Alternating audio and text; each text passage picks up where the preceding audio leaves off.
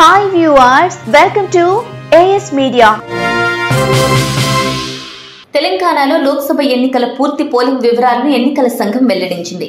ఈసారి తెలంగాణ లోక్సభ ఎన్నికల్లో 65.67% ఓటింగ్ నమోదైనట్టు ఎన్నికల సంఘం స్పష్టం చేసింది.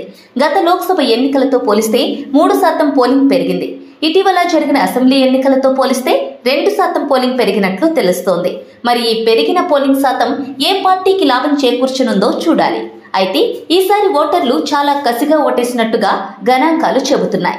రాష్ట్రంలో 17 ఎంపీ స్థానాలకు పోలింగ్ జరగక మొత్తం ఈసారి 65.67% పోలింగ్ నమోదైనట్లు ఎన్నికల సంఘం అధికారికంగా ప్రకటించింది. అత్యధికంగా భువనగిరి పార్లమెంటులో 76.78% పోలింగ్ నమోదు కాగా అత్యల్పంగా హైదరాబాద్ లోక్సభ సెగ్మెంట్లో 48.48% పోలింగ్ నమోదైంది. అయితే 2019 లోక్సభ ఎన్నికల్లో 62.77% పోలింగ్ నమోదు కాగా 2023 డిసెంబర్లో జరిగిన అసెంబ్లీ ఎన్నికల్లో 63.94% ఓటింగ్ నమోదైంది. అంటే గత లోక్సభ ఎన్నికలతో పోలిస్తే ఈసారి తెలంగాణలో 3% పెరగగా మొన్నటి అసెంబ్లీ ఎన్నికలతో పోలిస్తే 2% పెరిగినట్టుగా గణాంకాలు చెబుతున్నాయి. అయితే ఈ పెరిగిన పోలింగ్ శాతాన్ని చూస్తుంటే ప్రస్తుత తెలంగాణ రాజకీయాల్లో కీలక పరిణామాలు చోటు చేసుకోనున్నట్టు సమాచారం.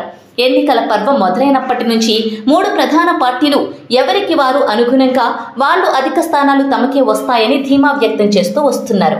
అయితే అసెంబ్లీ ఎన్నికల్లో ఊహించని ఫలితాలు రాబట్టిన కాంగ్రెస్ లోక్సభ ఎన్నికల్లోనూ 12 నుంచి 14 సీట్లు గెలుచుకుంటామని ధీమా వ్యక్తం చేస్తోంది. ఇక ఇదే సమయంలో బీఆర్ఎస్ కూడా వచ్చిన కాంగ్రెస్ సర్కారు మీద 5 నెలల్లోనే వ్యతిరేకత వచ్చిందని, ఆ ఓటింగ్ మొత్తం తమకు కలిసి వస్తుందని, దీంతో 10 నుంచి 12 సీట్లు గెలుచుకుంటామని ధీమాగా ఉంది.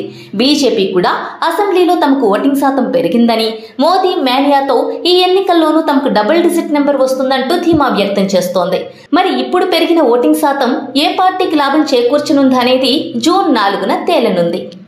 ఇలాంటి మరిన్ని ఇంట్రెస్టింగ్ వీడియోల కోసం ప్లీజ్ సబ్స్క్రైబ్ AS Media.